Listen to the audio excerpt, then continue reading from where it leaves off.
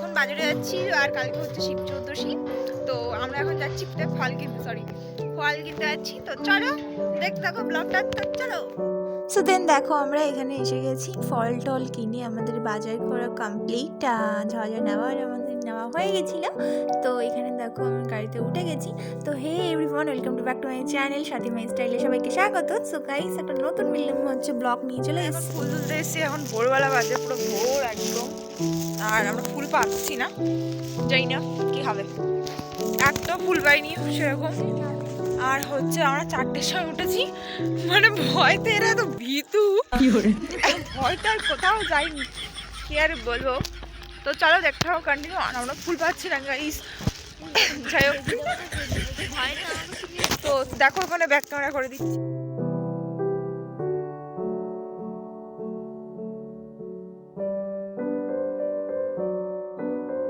So এখানে দেখতে পাচ্ছ আমি বাবাকে চান করেছিলাম দুপুরবেলা, আর আমার ফুল টুল কমপ্লিট, মানে তোলা হয়ে গেছিলো, আমরা ফুল পেয়েছিলাম লাস্ট পর্যায়ে।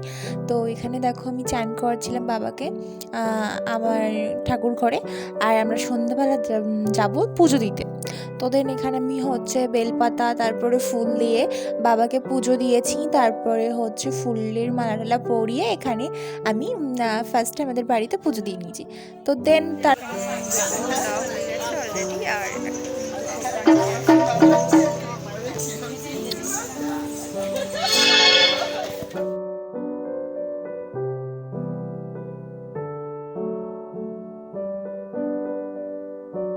সো এখান থেকে দেখো আমি হচ্ছে তোমাদের সাথে বলছিলাম যে আমাদের দুপুরোহারের পুজো হয়ে গেছে, আর এই দেখো শিব পার্বতী যাচ্ছে যাদের বিয়ে হবে, আর এখানে হয় বালাকি মানে তোমরা অনেকেই বুঝবা না। তো এখানে দেখো বালাকি হয় আর শিব দুর্গার বিয়ে হয় যেটা, আর আমার পাশ দিয়ে শিব ঠাকুর গেল, শিব দুর্গা যেটা বলে। আর খুব সুন্দর বালাকি হয়, আমি তোমাদের দেখাচ্ছি ভিডিওতে, তো দেখতে।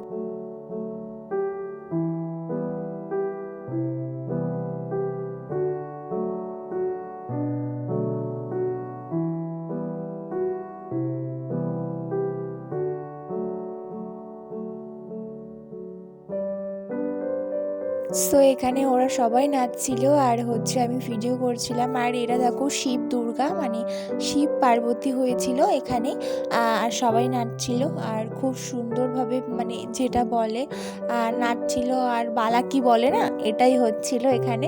আর আমরা তাই দেখছিলাম গাইস, আর অনেক লোক ছিল, অনেক লোক দেখছিল, আর অনেক লোক হয়েছিল। আর আমরা যেখানে পুজো দিতে গেছিলাম আমাদের এখানে একটা বাড়িতে, খুব মানে আমাদের ধারে কাছে একদম। আর হচ্ছে আর এরা দেখো সবাই নাচছিল। আর বালাকি মানে তোমরা অনেকেই বোঝো না, আবার অনেকেই বোঝো। তো আমাদের বাঙালি মতে এটা শিবরাত্রির দিন বালাকি হয়, মানে শিব দুর্গার বিয়ে হয়, তো তার জন্য এরা নাচছিল। আর গাইস মানে এরা যা মানে একটা সিন করছিল, তোমরা দেখেই হাসি পাবে। তো আমি এটা সাউন্ডটা পুরো একদম করে দিয়েছি, নাই আমার